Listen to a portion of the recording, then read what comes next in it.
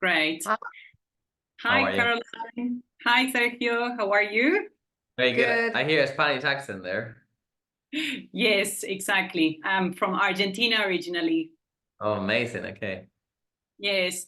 Thank you so much, guys, for your time. I thought it would be really lovely to meet you and have a conversation with you because I believe that you guys represent a lot of what the future of work is.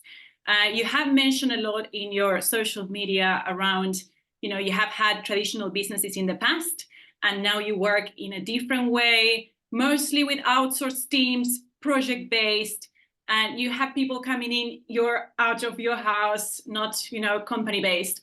And I'd love to hear from you in terms of your capacity to generate revenue, like to guide a business with this way of work that you have, comparing it to a more traditional style. Do you feel it's more revenue generating? What are the positives? What are the negatives of the approach? It's much more revenue generating because you're taking it from many different sources, but it's not, some months you may go crazy and then other months you may not. So you need to be prepared for that, right? So, you depending on what it is, you can make somebody's salary in a day, Yeah. with what we do. It allows you to have, and open many different doors at the same time because you outsource everything to the different team, different time zones. So, some teams, they work in the day and then, you wake up a bit early. And so you try to manage everybody a little bit, but it allows you to have that freedom of, just, managing the teams outside. And then when that project is done, you just close that chapter and then keep going. So we have so many different balls in the air. We work at night a lot because, obviously LA, Miami time, we work, we're doing so many different deals that I don't talk about on Housewives or anything like that because I just, it's our business life and I'm not selling anything from there. So I just, keep going. Yeah. But, they're just all different revenue streams. And as I said, some days you can wake up and you've just made half a year's salary in an evening, and it's like. And the good thing, that's something that Caroline teach me a lot, that I learned, since I've been with her, that me as an entrepreneurial guy, I wanted always to try to do everything myself. And then she teach me that it's very important to delegate responsibilities because then you can achieve so much more. And then, that we're doing now, basically, just, I think when you start, what happens is that you get so worried about money that you go, okay, I'm going to do all of it, every aspect of my business. And I've never been like that. I go, okay, I'm going to hire someone way better than me. And he'll be going, well, why are you spending, I don't know, 5K for the month on this company to come and do this for you when I could do it for you? And I'm like, but they eat, breathe, and sleep this. If I give them 5, hopefully they're going to make me 15.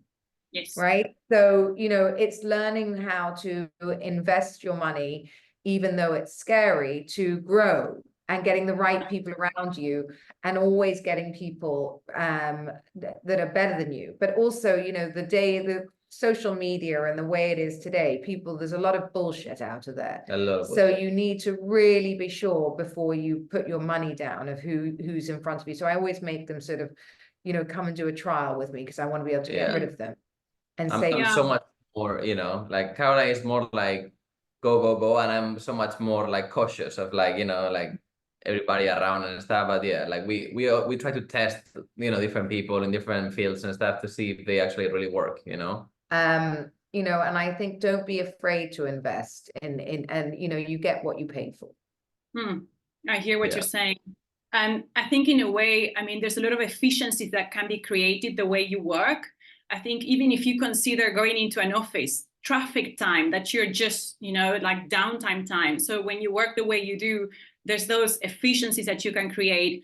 But it does seem to require a lot of like planning, financial planning, and understanding investments that you're making and returns that you're getting out of them to say this is successful or not. And that doesn't matter. Sorry, that's across the board, right? That's what I think people don't understand, because I have a secretary here who came in and she was like, you're hemorrhaging money all over the place because it said my name on the bank account and not an office name, right? A thing. And I'm like, no, you're looking at it wrong. is a business, just as you go to any office, you know, any small business is 2 to 3 months to going under. There's never more money in the pot than that, really. And I've run multi-million-pound businesses, right? It's juggling. Take Peter to pay Paul, because that's just how it is. If that person hasn't paid me, it's just going like this. And the bigger you get, doesn't matter if you're making $100,000 in the month, you'll probably have $100,000 worth of bills because you're growing, even though it's going through your account. So it's still scary, but you are growing, you know, and it's having a different view of money, because again, spend money, make money. If you've made the $100,000, it's never cash, right? It's not 100,000 profit. It's not liquid. You've got to pay the next person, pay this, and you're juggling. Okay, I've got to pay this bill this week. That one can wait till the 30 days on it. And that's what the job is. And I don't care whether it's my personal bank account or the business, you know, you are the brand, you are the business. And I think once you start realizing whatever it is you're building is, you know, based on you, and that you don't look at it like, you know, you're separated as such, it's a lot easier, because the panic, nobody is ever, I mean, some lucky people obviously have like masses of money in savings in the bank. That's wonderful. But most people don't. And that's amazing. And people that tell you that business is amazing and that, you know, they never have any problems, they're lying. And that's just, you know, and I just don't listen to them, because people like to make you feel like you're doing less, but you're not. Everybody goes. That's the problem now with social media. You open it in social media and everybody's doing amazing things. Yeah, everyone's making 100 grand a month. Everybody, like, you know, from a side hustle on Amazon. It's no, you're not. Crazy. Like, it's all bullshit. So, you know, like, you are doing amazing. Just stick to your line. You know, even if you're making you know, £5 more than you made last month, you're growing, and 100%. that's it. You know, you've just got to give yourself a break. It takes, you know, they say for a small business nearly 5 years to really take off, but between 5 and 7, really. Yeah, I hear you. It does sound what you guys are doing is that you have an umbrella of projects and things that you work on, and so that would be like your group company, and then you have these projects that you run related to your passions and things that you want to get to, and because you know that you can make, you know, like compound effects on those areas, that all come under the umbrella of your personal brand, right? Yeah, correct. So we try to just have that ecosystem, which is, you know, all the different arms, and but they all make sense somehow to us. And, you know, we either know people in it, or we've, you know, been offered stakes in it, or it just seemed right for the health and wellness brand that we're building, and the, you know, the retreats that we're building, and then the, you know, buying property. We just wanted this, you know, we wanted one for ourselves, and then it just so happened we're going to buy rental, then we're building the, you know, always baby steps. You know, instead of taking the money out so that, you know, we can like lie on a pot of money in the bank, which no, I don't want to do. We kind of keep going and pushing it back in. Yeah, that's it. And you know, there, by the grace of God, go any of us, frankly. We're in exactly the same, you know, we're in a startup. You know? We put it into everything, you know. And we're in exactly the same position as anybody else, other than we may have a few more assets, but we literally reinvest everything. 100%. I hear you. And I'd love to touch base, you know, you working with outsourced teams. What happens when they don't deliver the value you want them to deliver? Because again, going back to the future of work and the way you do business, you know, in traditional business, you have systems to identify performance, to understand underperformance and how to go about it. But I do think when it comes to outsourced teams, they're there to deliver a value. And if you're not seeing it, how are you addressing that? Is it an end of the contract? Goodbye, guys, I'm not working with you anymore. Or is there a process you use? Well, with now, you know, I mean, we're using 2 outsourced teams. So I've just taken on a big social media team. Instead of doing a year's contract, I negotiated 4 months. Now it's in there, you know, they're very expensive. You know, so, you know, it's a investment for me, but I will see clearly on the numbers whether they did it or not. If they do, they're their best interest because they want to keep me. If not, you know, I took a punt. Yeah, and instead of spending, you know, X amount, you spend like half of it just testing them, you know. That's what we try to do, you know, just 2 or 3 months, you know, period, just to see how the performance is. Yeah, that's so interesting because, again, looking at the future of work, it looks like there's much more agility. You really need to prove your value in order to stay relevant and, you know, to have the chance to work and, you know, just continue growing your business. I'm in South Africa and we have a really regulated, we work with a very regulated like legal framework. So when it comes to employment, for example, here, you have to permanently employ people. There's only a few reasons why you would be able to fix some contracts, right? And so that tells you that when it comes to the future of work, regulations from countries, I know you do business in the US and obviously in the UAE. In the UAE, it's all fixed term contracts for everybody. In the US, you can literally say you're fired and that's the end of the, you know, the end of the story. So that is interesting how regulation, right, and countries that allow for that kind of agile work style can actually make progress towards that vision of where the future of work is going, if that makes sense. Well, it's difficult. It's really difficult because you're right. Some of the laws means you're stuck with teams that they know very well you can't get rid of them. But, you know, I've never been scared into keeping someone because, you know, if I'm a small company, I don't care how, you know, I'm a small company and every salary matters and every person matters. If you're not doing your job, I have to take it on. Okay. It's that simple. So I'd rather fight and say, you know, look them in the eye and say, tell them what's wrong and say, you want to take me to court, take me to court. You know, that's it. I'm not going to be stuck with somebody who. Although sometimes, you know, when we're stuck, we try to just, you know, make it work, kind of like, you know, and teach that person, you know, the job, you know, and you know, remember, like some people like to teach, you know. I don't fire them on the spot. No, I understand, but like, you know. But if it's really not working, you also can't afford to hang on. You just can't. Small office. Yeah, 100%. It's like, you know, I equate it to a body with cancer spreading. You know, if your body's got cancer, you're going to cut off, and you can cut off a limb to save its life. You're going to cut off that limb, and that you have to do it quickly. And that's exactly what happens in a small business because you don't have time or resources to keep those people. Exactly. I run an HR business, and something that we are big proponents of is having the hard conversations. We can't move forward if we're not telling people what are they doing right, what are they doing wrong, where do we need to put focus on. So it does seem like when you run a small business or a tight, you know, team, there's no two ways about it.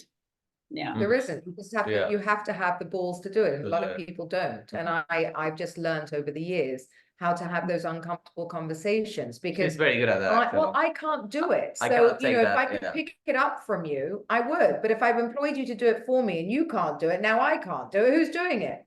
And I don't know how to do the job. So, you know, as much as I like you, I don't need another friend. Yeah. A little bit more of a fun question. When it comes to generations, you probably work with different generations, right? We have the Gen Z coming into a workforce, millennials, Gen X, I believe before. What do you feel when it comes to working with teams? Do you feel like generations have an impact in the way people work and the way they see work? Massively different. I mean, he won't know, but from where I grew up and the business I had, you know, I would work 12, 14 hours and my team would too. Like one of my girlfriends lives here and she and I would be in the office at 7 and leave at midnight and not even think about it because we love the business so much. Doesn't happen today. People don't want to do it. Changed a little bit and the generation is different. Our generation is so much more lazy. Not lazy, no. Lazy.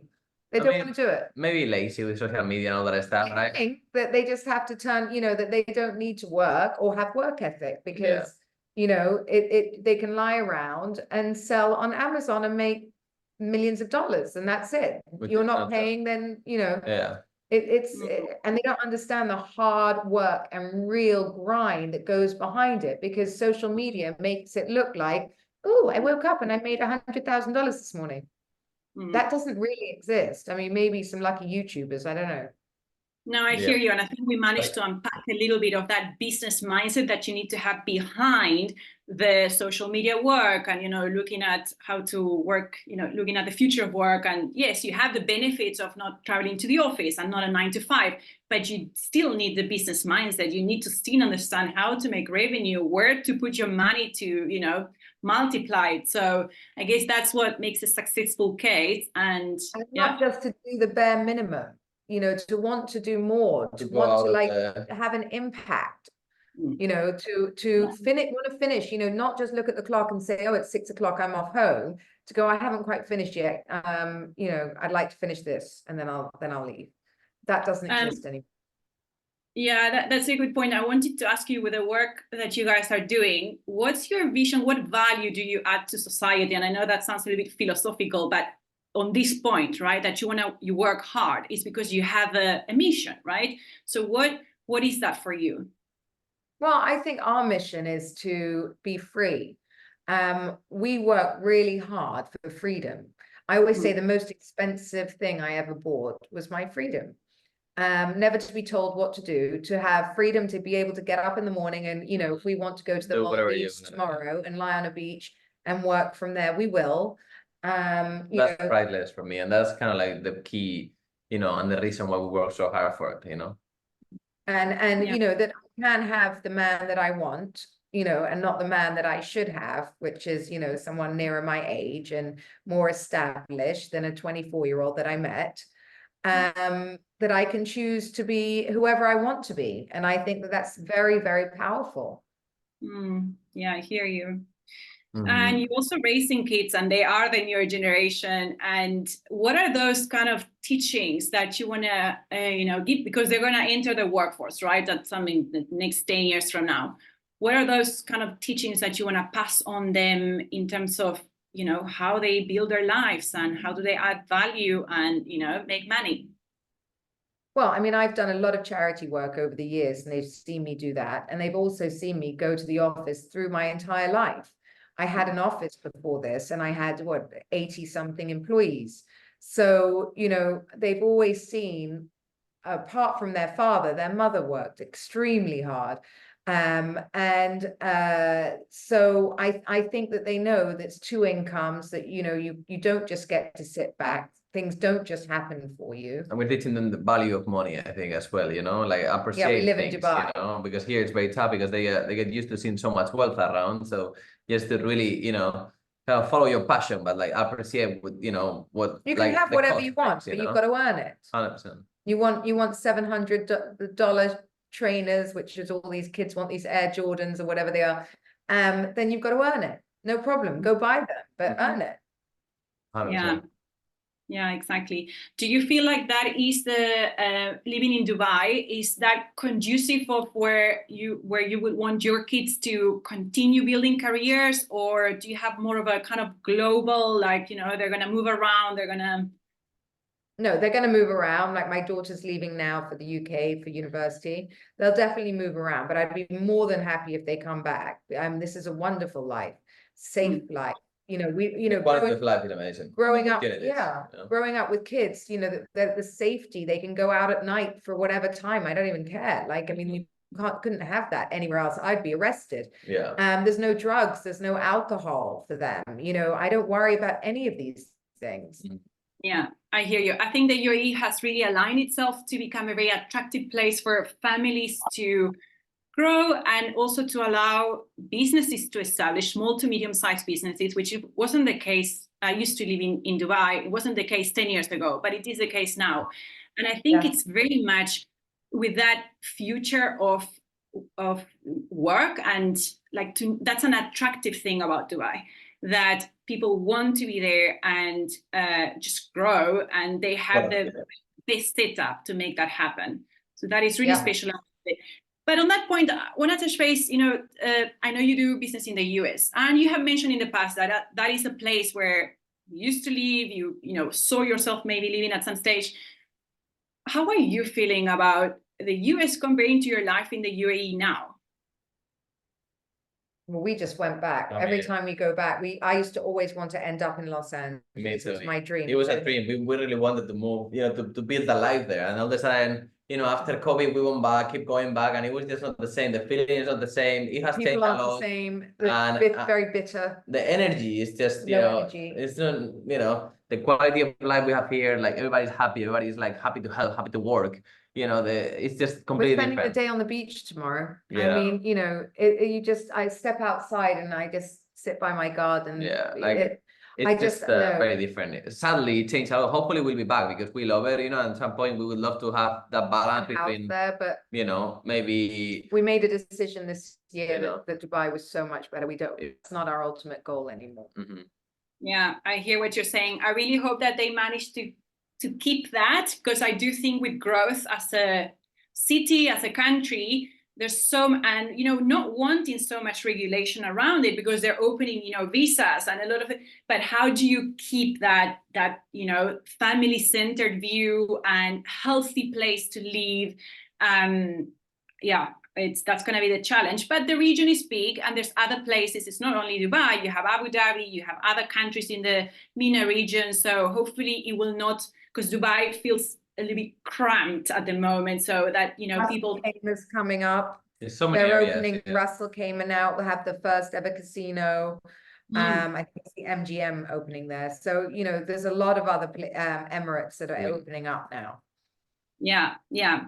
So I am in South Africa, and Dubai is a place of interest. But I was just talking to my husband yesterday. I don't know if Dubai would be my choice. It would actually be surrounding areas, because that feeling that 10 years ago when I lived there, you actually get it in Abu Dhabi or in other places, because there's a little bit more balance, right, in lifestyle in my mind.